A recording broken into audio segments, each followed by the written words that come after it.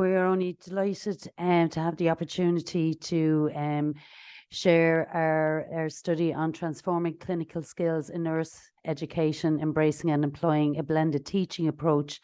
I'm presenting this on behalf of my colleagues and co-authors, Martina, Heather, Sarah, Ruth and Jer. I'm delighted to be presenting here at the World Nursing and Healthcare Summit. We really appreciate to be afforded the opportunity to share with you our experience of teaching clinical skills to our undergraduate nursing students in the South East Technological University Waterford campus during the COVID pandemic. The title of the paper is Clinical Skills in Undergraduate Nursing Education, Transforming and Harnessing Student Engagement Through Problem-Based Learning, Utilising a Teaching Approach.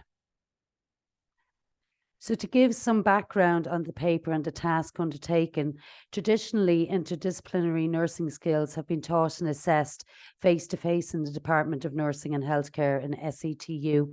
However, the COVID-19 pandemic created an opportunity to pivot how skills contents had to be delivered and assessed.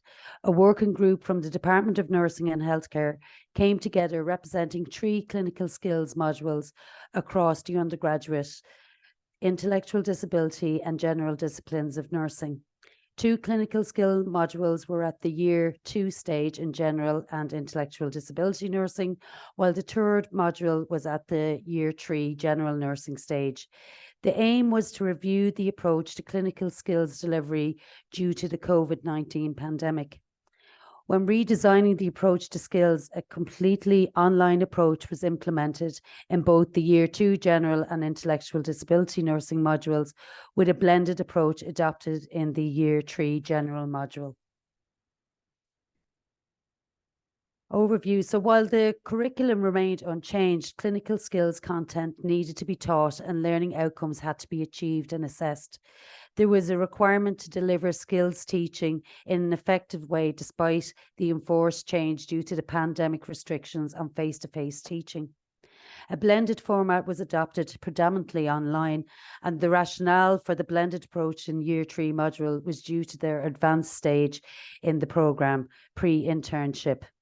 And in response to a survey completed by these students, in which 79% of the students requested to return face-to-face skills classes for 2 skills, tracheostomy care and catheterization. Flexibility to the needs of the students given the circumstances was a priority, as well as the importance of student engagement and when establishing such novel approaches to clinical skills delivery. Online student engagement was a priority for the teaching team, as achieving engagement has been shown to enhance students' motivation to learn and increase students' satisfaction in achieving their educational goals. Furthermore, positive student engagement can reduce the sense of isolation and lend itself to improved students' performance through the assessment. The cornerstone of nursing practice worldwide is founded on professional nursing skills. Nursing skills range from simple to complex. The teaching of clinical reasoning and critical thinking during the application of these nursing skills is underscored by the need to provide safe and appropriate care in an increasing complex healthcare environment. Therefore, clinical skills and reasoning are fundamental to nursing practice, but is perplexing to teach and learn, and because it is tacit and multifaceted. These skills that students developed are honed as they move through the undergraduate nursing programme. With all of this in mind, the working group was formulated. Problem-based learning, underpinned with its philosophical framework, was based on critical social theory principles, was adopted. An acronym was devised, RAPID, to frame the teaching and assessment approach. For their assessments, students were supported to develop a portfolio of clinical scenarios. Further recommendations included the use of problem-based learning, utilising the newly devised acronym RAPID, which I'll go through now.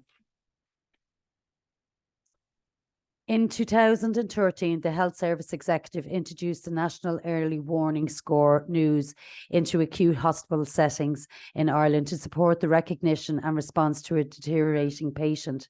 NEWS is an early warning system to assist staff to recognise and respond to clinical deterioration.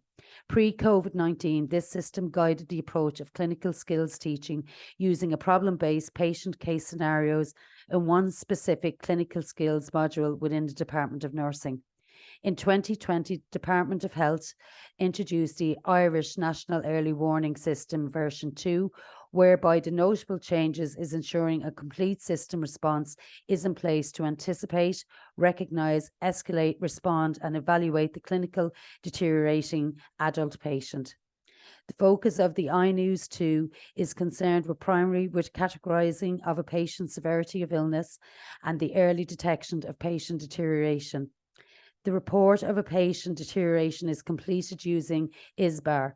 The ISBAR framework represents the structured communication tool which can be used in any situation. It stands for Introduction, Situation, Background, Assessment and Recommendation. It is a version that is reviewed by the working team in SETU to devise the acronym, namely RAPID. Under pertinent terminology from the iNews 2 document, which could be applied to clinical skills. So to frame the teaching and assessment approach, this enables students to develop the problem-solving skills and apply them to real-world based patient individual case scenarios, enhancing the students' engagement and motivation.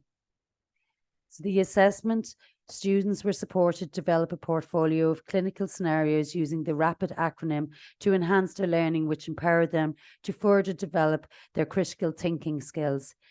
Education assessment has a significant impact upon teaching, learning and student engagement, as the commonly defined what areas of learning will be formally given credit.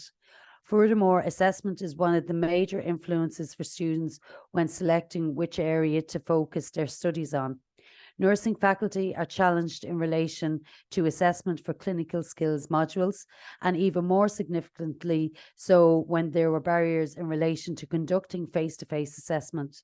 There is also a responsibility on the faculty to ensure graduate nurses attain the skill set and competence to safely perform clinical skills in practice. These increasing demands require module and curriculum design to create opportunities for students to engage, including through assessment, in order to enhance students' competency in the particular area or skill. To overcome these demands, this presentation suggests the use of problem-based learning and problem-based assessment as a philosophy and pedagogy that takes a learner-centered approach to both teaching and assessment. So the principle of problem-based learning include: 1, the problem acts as a trigger. 2, learners occur in a small group setting. 3, the lecturer acts as a facilitator to the learning process. 4, learning is student-centered. 5, prior knowledge is activated. 6, new knowledge is acquired and integrated. And 7, students take responsibility for their own learning. The working team looked at how best to support engagement and learning and assessment for the students online, and the decision was made to teach and assess through a problem-based learning model. This is the student-centered approach to learning that encompasses groups of students working to solve real-world problems. Through problem-based learning, students not only strengthen their teamwork, communication and research skills, but they also sharpen their critical thinking and problem-solving abilities, essential for lifelong learning and engagement with the module content. All teaching approaches require an underpinning philosophical framework. The philosophy based on critical social theory principles align itself appropriately with problem-based learning. The philosophical basis of critical social theory has been largely associated with Brazilian philosopher Paulo Freire. According to Freire, 1972, education should nurture change and empower students to engage with the world. There is a responsibility on faculty to ensure graduate nurses attain the skill set and competence to safely perform clinical skills in practice. These increasing demands require module and curriculum design to create opportunities for students to engage, including through assessment, in order to enhance the students' competence in a particular area or skill. The overarching aim of the problem-based patient case scenario was that the student nurse could follow a sequential structure to their thought process and decision-making in the assessment and provision of care, and apply this to all the scenarios throughout each module. In order to achieve this, the acronym was devised and adapted by the working team from pertinent terminology and language that was within the iNews document.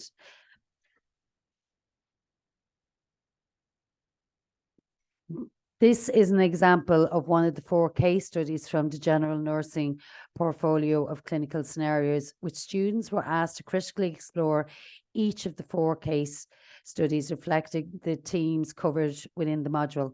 Under the care plan heading, provided students were asked to use a systematic approach, recognise, assess, plan, implement, discuss and evaluate to prioritise the immediate care provided using the nursing process. The care plan that the students were asked to develop was to demonstrate a synthesis of their learning and specifically address the key learning outcomes of this module. The case studies were explored in the students' online skills hours, and the care plans were then to be completed once class was completed. The word count was 600 words per case study, plus or minus 10%, and references were required to support the students' work. A guide of a minimum 6 to 8 references per scenario was required. A reference list must be included at the end of the document, and the completed portfolio was submitted as 85% towards the students' continual assessment on all modules. An additional 15% was awarded for online participation and completion of the activity and seminar work. Though the pandemic challenged us to create this approach to skills, it has in fact enhanced our creativity in how we teach and deliver clinical nursing skills to our students. We have now reverted back to face-to-face. However, problem-based learning is embedded within our skills-based modules within our undergraduate programs. Thank you all for taking the time to listen.